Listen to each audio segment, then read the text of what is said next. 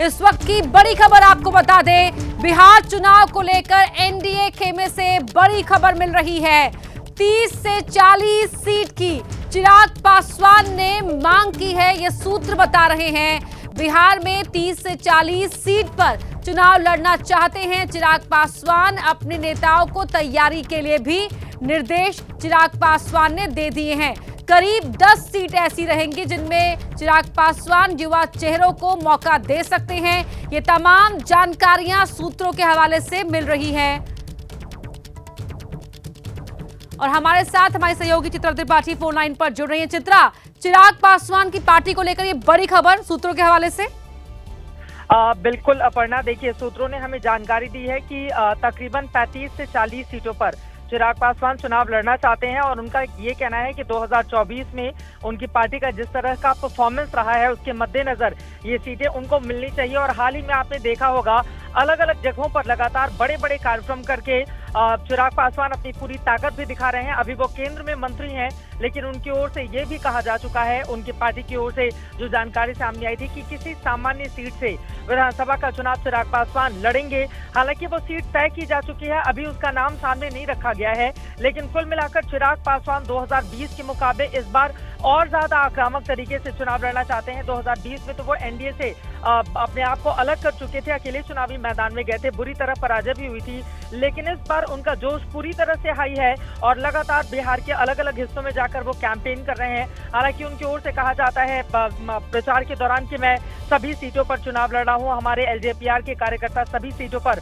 मजबूती से अपनी बात रखेंगे। लेकिन मेरी जो जानकारी है उसके मुताबिक 35 से 40 सीटें चिराग चाहते हैं एनडीए खेमे से, और उनका ये कहना है कि उम्मीद है कि बात बन जाएगी और जितने युवा चेहरे हैं खासतौर से उनको ज्यादा तवज्जो दिए जाने की कोशिश यहाँ पर अपर्णा की जा रही है चिराग पासवान की ओर से। मेरी ये भी जानकारी है कि सबसे पहले जन स्वराज जो प्रशांत किशोर की पार्टी है वो इसी जुलाई के महीने में या अगस्त के पहले हफ्ते में सबसे पहले अपने कैंडिडेट की लिस्ट रखेगी सामने, और सभी पार्टियों ने पूरा जोर लगाकर रखा हुआ है। तो चिराग पासवान को ये लगता है कि इस बार बड़ा मौका है, ज्यादा से ज्यादा सीटें हासिल करें और ज्यादा सीटों पर जीत कर अपनी पार्टी को और आगे लेकर जाएं। इसी स्ट्रैटेजी के तहत इस समय चिराग पासवान अलग अलग हिस्सों में लगातार चुनावी प्रचार में व्यस्त हैं। और अगली बड़ी खबर का रुख कर रहे हैं। गोपाल खेमका हत्याकांड से जुड़ी ये बड़ी खबर आपको बता दें, पुलिस ने 3 संदिग्धों को हिरासत में लिया है। तीनों से पुलिस पूछताछ कर रही है, ये सूत्र बता रहे हैं। पुलिस ने पटना और आसपास के इलाकों में छापेमारी भी की है। ये बड़ी खबर आपको बता रहे हैं।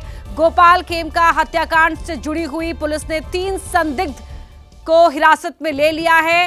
तीनों से ही पुलिस की पूछताछ जारी है। पटना और आसपास के इलाकों में पुलिस की टीम छापेमारी भी कर रही है। गोपाल खेमका हत्याकांड जिसके बाद विपक्ष को एक मौका मिल गया है सरकार को लॉ एंड ऑर्डर के मुद्दे पर घेरने का। शशांक कुमार हमारे सहयोगी हमारे साथ लाइव जुड़ रहे हैं। शशांक फोन लाइन पर जुड़ चुके हैं। शशांक हमारे साथ। शशांक, ये बड़ी खबर आ रही है छापेमारी को लेकर और 3 संदिग्ध हिरासत में लिए गए हैं, कौन कौन है या क्या जानकारी? देखिए, पुलिस ने जो है वो जांच तेज कर दी है। पुलिस को शक है कि पटना के ब्योर जेल से इस पूरे हत्याकांड की साजिश रची गई है। कल पुलिस की टीम ने पटना ब्योर में छापेमारी की थी, ब्योर जेल में, वहां से कुछ जानकारी मिली और उस आधार पर जांच आगे बढ़ी है। और कल देर रात से आज सुबह तक एसटीएफ और पटना पुलिस ने जो है पटना और आसपास के इलाकों में लगातार छापेमारी की है और 3 संदिग्धों को जो है वो हिरासत में लिया गया है। शक है कि ये लोग हत्या की साजिश में शामिल हैं। उनसे गुप्त स्थान पर जो है पटना पुलिस की टीम जो है वो लगातार जो है वो पूछताछ कर रही है। ये कौन लोग हैं ये अभी स्पष्ट नहीं हो पाया है, लेकिन शक है कि ये लोग जो है हत्या की साजिश में शामिल हैं। तो पुलिस की जांच जो है वो तेजी से आगे बढ़ रही है। अभी और कुछ लोगों को हिरासत में लिया जा सकता है और हमें पुलिस सूत्रों से जो जानकारी मिल रही है आज देर शाम तक इस घटना पर से जो है वो पर्दा उठ सकता है। देखिए, इनके बेटे की हत्या 2018 में हाजीपुर में हुई थी और क्या उस मामले से कुछ बेहतर है, क्योंकि ये जो शूटर है वो हाजीपुर की तरफ भागा है, तो क्या उस घटना से कोई संबंध है या जमीनी विवाद है? तमाम पहलुओं पर जो है वो जांच चल रही है। लेकिन सबसे बड़ी जानकारी सूत्रों से मिल रही है कि आज देर शाम तक पुलिस जो है इस पूरे मामले पर से जो है वो पर्दा उठा सकती है। जी बिल्कुल, पर्दाफाश कर सकती है पुलिस और 3 संदिग्ध हिरासत में लिए गए। शशांक, बहुत शुक्रिया आपका इस पूरी जानकारी के लिए। तो बिहार के ये बड़े कारोबारी गोपाल खेमका की बीती रात उनके घर के सामने ही गोली मारकर हत्या कर दी गई। हमलावर ने गांधी मैदान थाने से केवल 500 मीटर की दूरी पर मर्डर की वारदात को अंजाम दिया। हत्या का सीसीटीवी वीडियो भी सामने आया। वीडियो में अकेला शूटर अपार्टमेंट के बाहर कारोबारी गोपाल खेमका के आने का इंतजार करता दिखा। इसके बाद रात करीब 11:38 पर जैसे ही गोपाल खेमका की गाड़ी उनके घर के बाहर रुकी, पहले से तैयार हेलमेट पहने शूटर ने उनके ऊपर ताबड़तोड़ गोलियां बरसा दी। गोली लगने के बाद कारोबारी गोपाल खेमका वहीं गिर जाते हैं और हमलावर तुरंत वहां से भाग जाता है। इसके बाद गार्ड आकर गेट खोलता है, लेकिन तब तक बहुत देर हो चुकी थी। वारदात के तुरंत बाद गोपाल खेमका को अस्पताल ले जाया गया, जहां डॉक्टर ने उन्हें मृत घोषित कर दिया। एबीपी न्यूज की टीम भी गोपाल खेमका के घर पहुंची तो हमें वो गाड़ी वहीं खड़ी मिली जिसे गोपाल खेमका चला रहे थे। इसी गाड़ी से जैसे ही गोपाल खेमका उतरे थे, शूटर ने गोलियां चलाई थी। वही गोली लगने की वजह से कार का शीशा टूट गया। वहीं कार में खून के धब्बे भी दिखाई दे रहे थे। यहाँ पे खून के धब्बे जो हैं वो गाड़ी में जो है वो नजर आ रहे हैं। घटना के बाद से पूरे इलाके में सनसनी फैल गई है। लॉ एंड ऑर्डर पर फिर सवाल उठ रहे हैं। कारोबारी गोपाल खेमका के दोस्त ने एबीपी न्यूज से खास बातचीत करते हुए बिहार की कानून व्यवस्था पर सवाल उठाए हैं। सबसे नामी गिरामी इलाका है जहाँ पे कि डीएम एसएसपी के ऑफिस रेसिडेंस सारे हैं, उसके बावजूद यहाँ पे इस तरह की घटना सर मैंने रात के 11 बजे हो जाए तो वो तो पटना में गोपाल खेमका हत्याकांड पर बड़े सवाल खड़े हो रहे हैं। खेमका परिवार ने पुलिस पर संगीन आरोप लगाए हैं, तो वहीं पुलिस अब हमलावर की तलाश बहुत तेजी से कर रही है। पटना में बड़े कारोबारी गोपाल खेमका के कत्ल से हड़कंप मच गया है, जिसमें पुलिस पर भी बड़े सवाल खड़े हो गए हैं। ऐसा इसलिए है क्योंकि जिस तरह हमलावर उन्हें उनके निवास के सामने गोली मारकर बड़े आराम से मौके से फरार हो गया, ये बात किसी से पच नहीं रही। ऐसा इसलिए है क्योंकि गोपाल खेमका का आवास जिस इलाके में वो वीआईपी माना जाता है कि जैसा कि मैंने बताया पूरा वीआईपी इलाका है। घटना स्थल से सिर्फ थोड़ी दूर आगे बढ़ने पर जो है ग्रामीण एसपी विक्रम सिन्हा का घर है। कैमरा पर्सन शैलेश आपको यहाँ की तस्वीरें दिखा रहे हैं। ये ग्रामीण एसपी विक्रम सिन्हा का जो है वो सरकारी आवास है। वहीं मौकाए वारदात से महज 300 मीटर की दूरी पर गांधी मैदान थाना है। बावजूद इसके पुलिस गोपाल खेमका के आवास पर 2 घंटे बाद पहुंची, जिसे लेकर गंभीर सवाल खड़े हो गए हैं। देखिए, घटना स्थल से सिर्फ 300 मीटर की दूरी पर गांधी मैदान थाना है। हम गांधी मैदान थाने के ठीक बाहर खड़े हैं।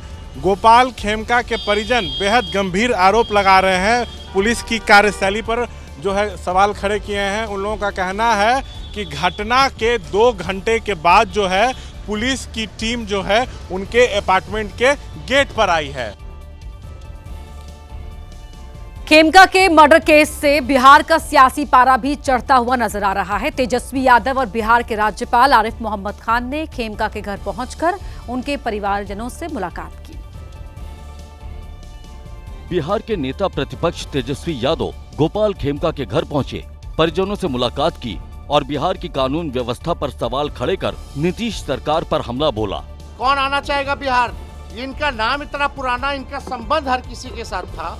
इंडस्ट्री एसोसिएशन के सब कुछ रहे हैं, सबको इनको जानता था। कई राजनेता से संबंध इन लोगों का है। आखिर वो परिवार जो बिहार में इंडस्ट्री को लेकर के जिसका योगदान रहा है, जो स्थापित है, आज स्थिति बढ़ रही है। पूरे परिवार के एक बेटा की हालत देख लीजिए आप, उनके परिवार के लोगों की हालत देख लीजिए आप।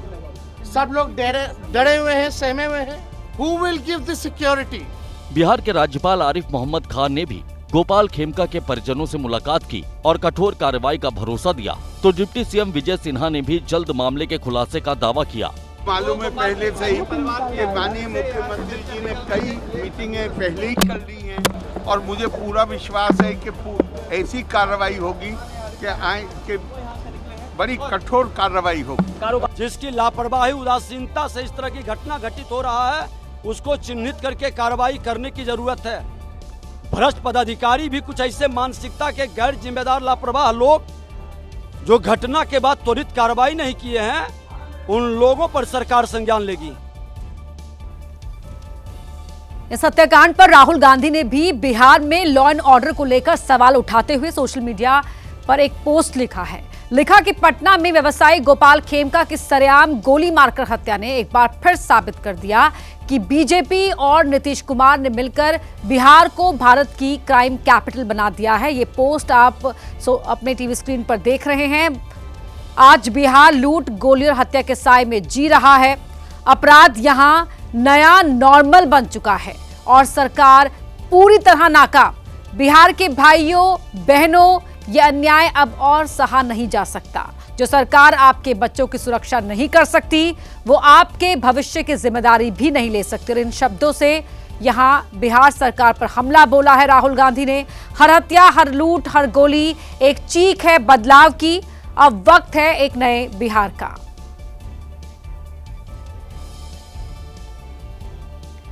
वहीं बीजेपी के प्रवक्ता अजय आलोक ने राहुल गांधी के इस पोस्ट पर करारा पलटवार करते हुए कहा कि अपराधियों को बख्शा नहीं जाएगा। राहुल गांधी और उनकी पार्टी वास्तविकता से दूर है। कांग्रेस सुशासन की बात करती है, आरजेडी क्राइम फ्री होने की बात करती है, Samajwadi party law and order की बात करती है। अपराधियों पर अंकुश कैसे लगाया जाता है? कभी जाना भी है आपने? ट्वीट अपना करना नहीं है, फेसबुक अपना देखना नहीं है, किसी और को दिखना है, कुछ भी उठा के लिख दो, कांग्रेस ठीक करेगी, सरकार बदलेगी। अरे सत्ता से दूर होने की छटपटाहट इतनी है, बिहार वासियों का दर्द तक भूल गए। महिलाओं का सम्मान करते नहीं हो, कुछ काम करते नहीं हो, फालतू ज्ञान देने के लिए तुरंत तैयार। एक एक अपराधियों का अंकुश लग रही है, किसी को छोड़ेंगे। तो मर्डर की इस घटना ने बिहार की राजनीति में उबाल ला दिया। आरजेडी और कांग्रेस ने इस मामले में राज्य की नीतीश सरकार पर जमकर निशाना साधा। आरजेडी के राज्यसभा सांसद मनोज झा ने तो यहां तक कह दिया कि बिहार में सरकार का इकबाल खत्म हो चुका है। कल सिवान, फिर देर रात ये घटना होती, मतलब सरकार नाम की कोई चीज है। वहीं गोपाल खेमका हत्याकांड के विरोध में सीबीआई जांच की मांग करते हुए पूर्णिया के सांसद पप्पू यादव ने पटना में आक्रोश मार्च निकाला। पप्पू यादव ने कहा कि बिहार में जंगल राज आ गया है। पूरा बिहार त्रस्त है। सिवान में नरसंहार, बक्सर में नरसंहार, सब कुछ कोलैप्स हो चुका है। कोई बेटी सुरक्षित नहीं है। लोक जनशक्ति पार्टी रामविलास के अध्यक्ष और केंद्रीय मंत्री चिराग पासवान ने भी इस घटना की निंदा की है और कहा है कि ऐसी घटनाएं चिंता बढ़ाने वाली हैं। बता दें कि हत्या की जांच के लिए एसआईटी का गठन किया गया है। वहीं सीएम नीतीश कुमार ने खुद डीजीपी से इस घटना की पूरी जानकारी ली है। जन सुराज पार्टी के संस्थापक प्रशांत किशोर ने भी वारदात पर सवाल उठाए हैं और नीतीश सरकार पर हमला बोला है। बढ़ते हैं आगे। कांवड़ यात्रा से पहले यूपी के हापुड़ में हर रेस्टोरेंट और दुकान पर QR कोड चस्पाए जा रहे हैं, जिससे श्रद्धालुओं को दुकान की पूरी जानकारी मिल सकेगी। तो वहीं स्वामी यशवीर महाराज का कहना है कि उनकी लड़ाई मुसलमानों से नहीं बल्कि जिहादी सोच वालों से है। कांवड़ यात्रा से पहले होटल, ढाबे और रेस्टोरेंट को लेकर जारी विवाद के बीच हापुड़ प्रशासन ने बड़ी पहल की है, जिसके तहत होटलों पर QR कोड चस्पा किए जा रहे हैं, जिसमें होटल के मालिक और खाने से जुड़ी सभी जानकारी मुहैया कराने का आदेश जारी किया गया है।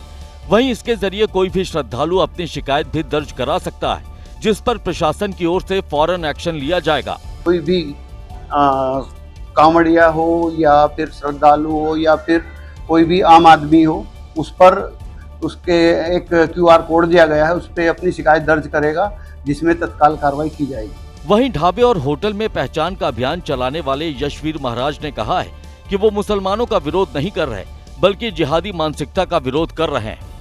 हम मुसलमानों के विरोधी नहीं हैं और मैं तो अपने भाषणों में कहता हूं कि मुसलमान भी बुरे नहीं हैं। अरे बुरा क्या है? जो जिहादी मानसिकता किसी की है, वो जिहादी मानसिकता जिसकी है, वो मानसिकता बुरी है। यदि वे अपनी मानसिकता ठीक कर ले तो फिर उनको कोई बुरा नहीं कहेगा। वहीं बिहार में वोटर लिस्ट रिवीजन को लेकर सियासत थमती नजर नहीं आ रही है। आरजेडी की राष्ट्रीय परिषद की बैठक में तेजस्वी यादव ने फिर दावा किया कि चुनाव आयोग का ये कदम साजिश है और इसके पीछे मोदी सरकार का मंसूबा छिपा हुआ है।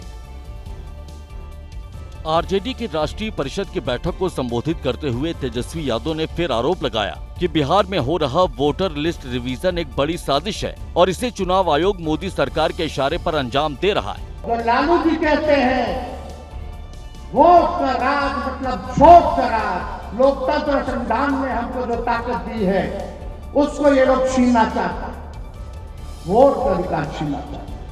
कटवाना चाहते, जरा सचेत रहिएगा अपना अपना बूथ पे रहिएगा ना, किसी गरीब का वोट ना कटे और किसी फतुआ का जुड़े ना।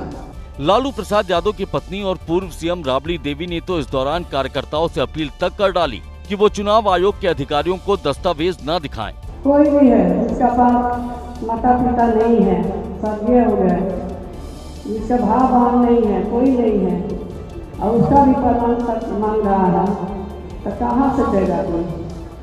अब देना भी नहीं चाहिए, जो मांग रहा है कि इन कागज चाहिए वो कागज नहीं देना है।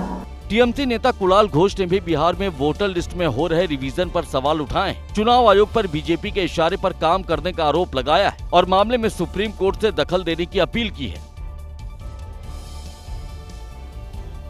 लखनऊ में दूध में थूक जिहाद का मामला सामने आया है। घटना के बाद हिंदू संगठनों ने थाने में शिकायत दी।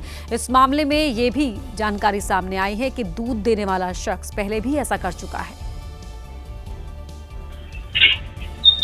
घटना का सीसीटीवी भी सामने आया जिसमें दिख रहा है कि दूध देने वाला शख्स पहले इधर उधर देखता है और फिर मौका देखकर दूध में थूक देता है। दूध देने वाले ने एक बार नहीं बल्कि कई बार ऐसा किया। दूध में थूकने के बाद वो गेट खुलने पर दूध मालिक को दे देता है। परिवार को जब शक हुआ तो उसने सीसीटीवी चेक किया जिसमें सच्चाई खुलकर सामने आ गई। तो दूध देते वक्त ये उसमें फूंक कर रहा था, उसमें थूक रहा था। आरोप है कि दूध देने वाले ने अपनी पहचान भी लोगों से छिपाई। मामले की जानकारी मिलने पर हिंदू संगठनों ने गोमती नगर थाने में केस दर्ज कराया है। वहीं एमपी के छतरपुर में प्रसिद्ध जैन तीर्थ नैनागिरी में एक बार फिर चोरी की बड़ी वारदात हुई, जहां मंदिर का दान पात्र का ताला काटकर चोर करीब 3 लाख रुपए कैश लेकर फरार हो गए। ये देखिए चोर कैसे दान पेटिका से पैसे निकाल रहे हैं। इस दौरान चोरों ने ताला तोड़ा और अंदर घुस गए। रात के अंधेरे में जब पूरा मंदिर बंद था उस वक्त चोरी की घटना को अंजाम देने में जुटे थे। इस दौरान गुप्त भंडार समेत कई अन्य ताले काटे गए। चोरों को जहां जो मिला उसको उठाने में उन्होंने जरा भी देर नहीं की। धारदार हथियारों के सहारे चोर मंदिर में आए थे, जिसकी आवाज से कर्मचारियों को संदेह हुआ। उन्होंने तुरंत हूटर बजाया और शोर मचाया, जिससे घबराए चोर भाग खड़े हुए। इस घटना से इलाके में आक्रोश है। पुलिस जांच में जुटी है और चोरों की पकड़ के लिए अलग अलग टीमों की तैनाती की गई है। और अब बात महाराष्ट्र की नासिक की कर लेते हैं, जहां बहने वाली गोदावरी नदी बारिश के चलते उफान पर है। गंगापुर डैम से छोड़े गए पानी के चलते शहर का रामकुंड पानी पानी हो गया। आप इन तस्वीरों को देख सकते हैं कैसे यहां सैलाब का बसेरा है। बताया जा रहा है कि रामकुंड में बीती रात एक युवक भी पानी में फंस गया था, जिसे कुछ लोगों ने सुरक्षित निकाल लिया।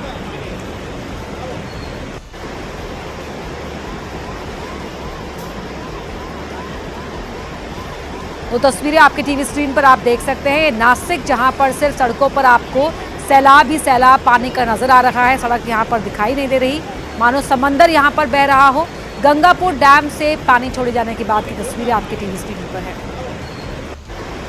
नासिक में जमकर बारिश हो रही है और बारिश के चलते नासिक की गोदावरी जो नदी है उफान पर है। आप देख सकते हो मैं अभी नासिक के रामकुंड के पास हूँ और नासिक में अभी गोदावरी नदी जो है वो उफान पर है। नासिक के गंगापुर डैम से छोड़ा गया पानी की वजह से रामकुंड तट पर बड़े मंदिर पूरी तरह से पानी में डूबे दिखाई दे रहे हैं। नासिक के जो गोदावरी नदी है वो पिछले 10 दिन से उफान पर है। नासिक के रामकुंड के पास बने अधिकतर मंदिर पानी में डूब गए हैं। स्थानीय प्रशासन ने आम लोगों से गोदावरी नदी के किनारे पर न जाने की अपील की है। गंगापुर बांध सहित विभिन्न बांधों से पानी छोड़ा जा रहा है। नासिक के जलग्रहण क्षेत्र में लगातार बारिश हो रही है। नासिक के बाढ़ के मापदंड के रूप में माने जाने वाले दुतुंडा मारुति की अब कमर तक यहाँ का पानी पहुँच चुका है। आप देख सकते हो पूरा गोदावरी नदी अभी उफान पर है। कैमरामैन किरण के साथ शुभम बोडके, एबीपी न्यूज, नासिक। बात अब करते हैं हिमाचल प्रदेश के मंडी की, जहां एक बार फिर बादल फटा है। बड़ी खबर आपको बता रहे हैं। मंडी के चौहार घाटी के कोरतंग गांव में बादल फटने की जानकारी है। बादल फटने से यहां पर सैलाब आ गया। कुछ गांव वालों की जमीन भी इस सैलाब में बह गई। बादल फटने की घटना में जनहानि की कोई जानकारी फिलहाल नहीं है। कुछ पुल और सड़कों को नुकसान पहुंचने की खबर मिली है। तस्वीरों में भी आप देख सकते हैं ये कोरतंग गांव चौहार घाटी का, जहां पर बादल फटने के बाद सैलाब आ गया और कुछ जो गांव वाले हैं उनकी जमीन भी सैलाब में बह गई है। 3 तस्वीरें वहां हुई तबाही को दिखा रही हैं।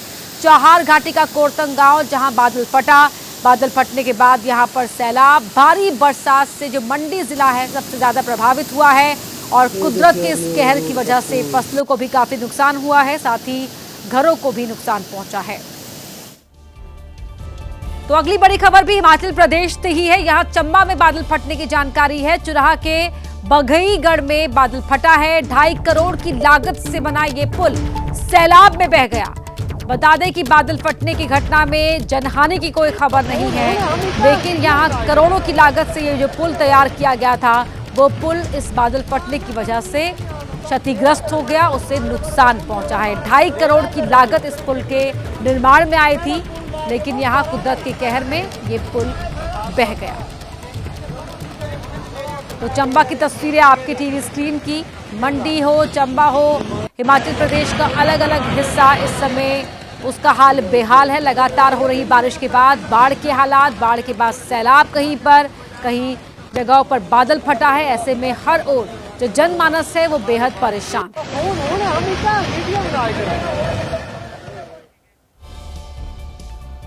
और अब बात उत्तराखंड की भी कर लेते हैं। यहाँ भी बारिश और लैंडस्लाइड ने लोगों की परेशानियों को बढ़ा दिया है। उत्तरकाशी में यमुनोत्री हाईवे 8 दिन से बंद है। यमुनोत्री धाम की यात्रा सिलाई बैंड और औजरी के पास एक हफ्ते से थमी हुई है। 28 जून को बादल फटने के बाद नेशनल हाईवे का बड़ा हिस्सा पानी में बह गया था। इससे तीर्थयात्रियों के 100 से ज्यादा वाहन रास्ते में फंस गए थे, जिसके बाद यहाँ वैली ब्रिज का निर्माण कराया जा रहा है। इसे तैयार होने में 4 से 5 दिन का वक्त लग सकता है। वहीं यात्रियों को रेस्क्यू कर सुरक्षित जगहों पर पहुंचा दिया गया है।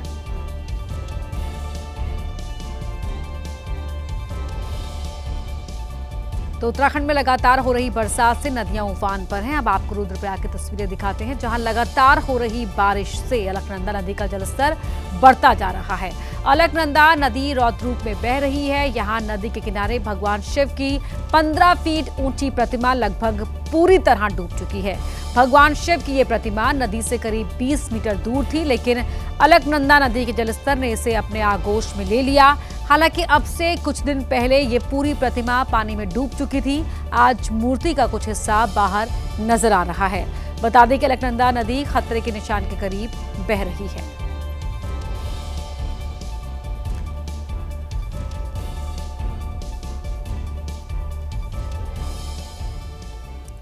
वहीं केंद्रीय मंत्री शिवराज सिंह चौहान शनिवार को भारी बारिश के बीच अपने संसदीय क्षेत्र के खिवनी खुर्द गांव पहुंचे। कीचड़ भरे रास्तों पर पैदल चलते हुए उन्होंने बाढ़ और बारिश से प्रभावित आदिवासी परिवारों के घरों का निरीक्षण किया, नुकसान का जायजा लिया और साथ ही नुकसान की भरपाई का आश्वासन भी प्रभावित परिवारों को दिया। खिवनी खुर्द में ही शिवराज सिंह चौहान ने खेत में चौपाल भी लगाई और गाँव वालों से उनकी परेशानियों को लेकर चर्चा की। इस दौरान उन्होंने ग्रामीणों के साथ भोजन भी किया। शिवराज सिंह चौहान ने स्थानीय आदिवासियों से भी मुलाकात की और उन्हें सरकार का एजेंडा बताया। साथ ही अधिकारियों को भी आड़े हाथों लिया। दरअसल वन विभाग के अधिकारियों ने 23 जून को क्षेत्र में अतिक्रमण बताकर तोड़फोड़ की थी। उसके बाद पीड़ितों के समर्थन में 27 और 29 जून को खाते गांव में धरना प्रदर्शन किया गया था। लेकिन अभी आज जो स्थिति मैंने देखी है वो और, क्योंकि भारतीय जनता पार्टी की सरकार है, आदिवासी हो या और गरीब भाई बहन हो, उनको समृद्ध बनाना, उनकी जिंदगी में खुशियां लाना, ये हमारी सरकार का मकसद है और इसलिए इसी काम को मिलके हम लोग करेंगे। कुछ लोगों ने जो किया है, मैं सबकी बात नहीं करता, कुछ अधिकारियों ने गड़बड़ की है, लेकिन सरकार की संवेदनशीलता के कारण हम समस्या का हल करेंगे। आदिवासी भाई बहनों को पूरी तरह से न्याय मिलेगा। और अब बात राजस्थान के कई इलाकों में बाढ़ और बारिश की तबाही की कर लेते हैं, जो लगातार यहां इलाकों में देखने को मिल रही है। बारां और भीलवाड़ा में बारिश के बाद बाढ़ के हालातों से लोग परेशान भी हैं और दहशत में भी हैं। बारां में तेज बारिश के बाद भैंसासुर नदी ने रौद्र रूप अख्तियार कर लिया है। बारां में नदी नाले उफान पर और कई इलाकों पर पानी ने पूरी तरह कब्जा कर लिया है। भैंसासुर नदी में उफान की वजह से श्योपुर को गुना से जोड़ने वाला नया मेगा हाईवे भी बंद करना पड़ा। लगातार हो रही बारिश की वजह से नदी के किनारे रहने वाले लोग बेहद खौफजदा दिख रहे हैं। बारां में बारिश का पानी स्कूल के कमरों में भी दाखिल हो चुका है। केलवाड़ा कस्बे में लगातार हो रही बारिश की वजह से हालात ऐसे बन गए हैं। राजकीय माध्यमिक विद्यालय तालाब में तब्दील हो गया है। स्कूल के कमरों में पानी भर गया है। भारी बारिश की वजह से ज्यादातर क्लासरूम की छत भी टूट गई है। इस स्कूल में करीब 700 बच्चे पढ़ते हैं, लेकिन स्कूल की फर्श पर पानी जमा है और छत से पानी टपक रहा है। ऐसे में किसी बच्चे का फिलहाल यहाँ पढ़ पाना मुश्किल है। भीलवाड़ा में भी कुदरत का कहर बरपता दिख रहा है। भोली पंचायत के हालात ज्यादा खराब दिख रहे हैं। भारी बारिश की वजह से पूरा गांव तालाब में तब्दील हो चुका है। बारिश का पानी खेतों को पार कर लोगों के घरों में दाखिल होने लगा है। ग्रामीणों को खाने पीने का इंतजाम करने में भी दिक्कत पेश आ रही है। राजस्थान के बूंदी में भारी बारिश के बीच एक मगरमच्छ रिहायशी इलाके में घुस गया, तो तेज बारिश की वजह से यहां पर नदी नाले पूरी रफ्तार से बह रहे हैं। इससे लोगों की मुश्किलें बढ़ी हुई हैं। लगातार हो रही बारिश की वजह से हालात खराब होते दिख रहे हैं। ऑरेंज अलर्ट के बाद बूंदी में झमाझम बारिश हुई तो नदी नालों में तेज बहाव देखने को मिला। पिछले मानसून के मुकाबले अभी तक 3 गुना ज्यादा बारिश दर्ज की गई है। कई इलाकों पर पानी का कब्जा देखने को मिल रहा है। भारी बारिश की वजह से कई जगहों पर पेड़ गिरे, जिससे बड़ा हादसा हो सकता था। हालांकि गनीमत रही कि कोई भी इन पेड़ों की जद में नहीं आया। वहीं भीमताल झरने का उफान देखने के बाद लोग खौफजदा हैं, जो पूरी ताकत से बहता और गिरता दिख रहा है। वहीं भीमताल झरने के उफान में बहकर एक बड़ा मगरमच्छ हड़ौती इलाके में पहुंच गया, जिसे देखने के बाद लोग खौफजदा हो गए। मगरमच्छ की जानकारी वन विभाग को दी गई, जिसके बाद वन विभाग की टीम ने इस मगरमच्छ पर किसी तरह काबू पाया। टीम ने मगरमच्छ को पकड़ने के बाद इसे रामगढ़ अभयारण्य में छोड़ दिया है, जिससे स्थानीय लोगों ने राहत की सांस ली। मगरमच्छ को देखने के बाद काफी देर तक इलाके में अफरा तफरी मची रही। वहीं एमपी के जबलपुर में तेज बारिश की वजह से नदी का जलस्तर बढ़ गया और इससे नदी के किनारे बने मंदिर और घाट पूरी तरह से डूब गए। तो कटनी में बारिश से बाढ़ जैसे हालात हैं। तस्वीरें मध्य प्रदेश के जबलपुर की हैं, जहां भारी बारिश की वजह से नर्मदा नदी उफान पर है और लोग इससे खौफजदा हैं। नर्मदा नदी के पानी में बढ़ोतरी होने से नदी के आसपास के इलाकों में बाढ़ जैसे हालात हैं। नदी के पानी में घाट डूब गए। नदी किनारे मौजूद मंदिर भी पानी में डूबे दिख रहे हैं, जिनका सिर्फ ऊपरी हिस्सा ही नजर आ रहा है। लोगों को नदी के किनारे जाने के दौरान सावधानी बरतने को कहा जा रहा है, क्योंकि लगातार जलस्तर बढ़ने से किसी हादसे की आशंका भी सताने लगी है। कटनी में भी बारिश की वजह से हालात बेकाबू होते दिख रहे हैं। सबसे ज्यादा हालात कहर रीठी तहसील में खराब दिख रहे हैं, जहां पर गांव में लोगों के घरों में पानी ने घुसपैठ कर ली है। गांव की सड़कों पर पानी का कब्जा है और इसकी वजह से लोगों की मुश्किल में कई गुना इजाफा हो गया। घरों में जलभराव से लोग अपने सामान को बचाने की जद्दोजहद में जुटे हैं, लेकिन पानी के आगे उनकी हर कोशिश नाकाम साबित होती दिख रही है। वहीं पानी को निकालने का सिस्टम पूरी तरह फेल हो चुका है। ऐसे में नगर पालिका की पोल भी खुल चुकी है। वहीं एमपी के श्योपुर और उमरिया में भी भारी बारिश के बाद हालात अस्त व्यस्त नजर आ रहे हैं। भारी बारिश के बाद जलभराव के हालात से लोग परेशान हैं। कई इलाकों में तो हालात बेकाबू भी हो रहे हैं। श्योपुर में भारी बारिश के बाद बाढ़ जैसे हालात पैदा हो गए हैं। बंजारा डैम ओवरफ्लो होकर बह रहा है और इसकी वजह से पानी निचली बस्तियों में भरने लगा है।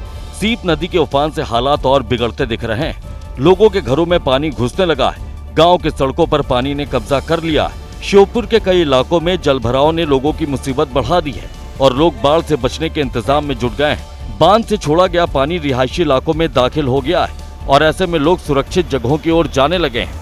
उमरिया में भी तेज बारिश के बाद बिरसिंहपुर पाली में मौजूद जोहिला बांध ओवरफ्लो हो गया। ऐसे में पानी को निकालने के लिए डैम के 2 गेट खोल दिए गए, जिसके बाद डैम का पानी पूरी रफ्तार से बाहर निकलता दिख रहा है। बांध से पानी छोड़े जाने की वजह से आसपास के इलाकों पर बाढ़ का खतरा मंडराने लगा है। उमरिया में डैम का पानी छोड़े जाने के बाद सड़क पर दरिया बहता दिख रहा है। सड़क पर पानी आने की वजह से बिलापुर इलाके का संपर्क जिला मुख्यालय से टूट गया है। सड़क पर तेज बहते पानी के बीच से लोग गुजरने की हिम्मत नहीं जुटा पा रहे। अक्सर अपने बयानों को लेकर विवाद में रहने वाले मध्य प्रदेश के कैबिनेट मंत्री कैलाश विजयवर्गीय एक बार फिर चर्चा में हैं। अब उन्होंने मध्य प्रदेश के नए बीजेपी अध्यक्ष को लेकर कुछ ऐसा कह दिया जिस पर विवाद बढ़ गया। दरअसल बीजेपी के नए प्रदेश अध्यक्ष हेमंत खंडेलवाल के इंदौर आगमन पर एक प्रेस कॉन्फ्रेंस बुलाई गई थी। इसी प्रेस कॉन्फ्रेंस को संबोधित करने के लिए कैलाश विजयवर्गीय मीडिया के सामने आए तो कांग्रेस और बीजेपी के बीच अंतर समझाने लगे, लेकिन कांग्रेस की बुराई और बीजेपी की बड़ाई करते करते कैलाश विजयवर्गीय की जुबान फिसल गई। कार्यकर्ताओं ने कल तक वीडी शर्मा जिंदाबाद बोल रहे थे, आज हेमंत खंडेलवाल मुर्दाबाद बोलने लग गए। ये डिसिप्लिन हमने कहीं नहीं देखा। हालांकि जैसे ही कैलाश विजयवर्गीय की जुबान फिसली तो पास में बैठे विधायक मधु वर्मा ने उन्हें टोक दिया। बावजूद इसके कैलाश विजयवर्गीय ने माफी नहीं मांगी, बल्कि वहां मौजूद मीडिया कर्मियों को वो धमकाने लगे।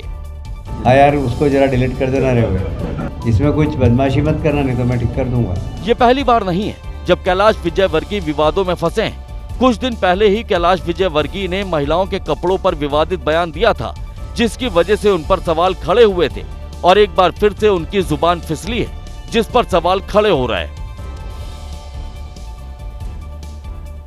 अमरनाथ यात्रा का आज चौथा दिन है। इस बीच उत्साह, उमंग और भक्तिभाव से भरे श्रद्धालु लगातार बाबा बर्फानी के दर्शन के लिए पहुंच रहे हैं।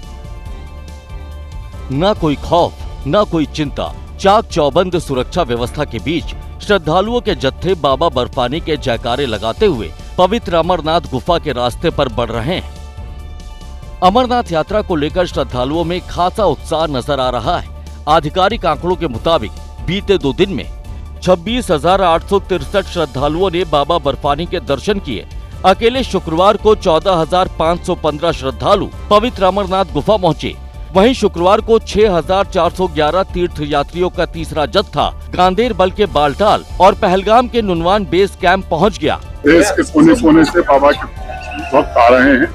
जम्मू कश्मीर के स्थानीय नागरिक उनका खुले दिल से स्वागत कर रहे हैं। बता दें कि अब तक यात्रा के लिए 30,50,000 श्रद्धालुओं ने रजिस्ट्रेशन करवाया है। 3 जुलाई से शुरू हुई अमरनाथ यात्रा 9 अगस्त तक चलेगी। और अब खबर खेल के मैदान से। बर्मिंघम टेस्ट में भारत जीत से सिर्फ 7 विकेट दूर है। टीम इंडिया ने इंग्लैंड को 608 रन का लक्ष्य दिया।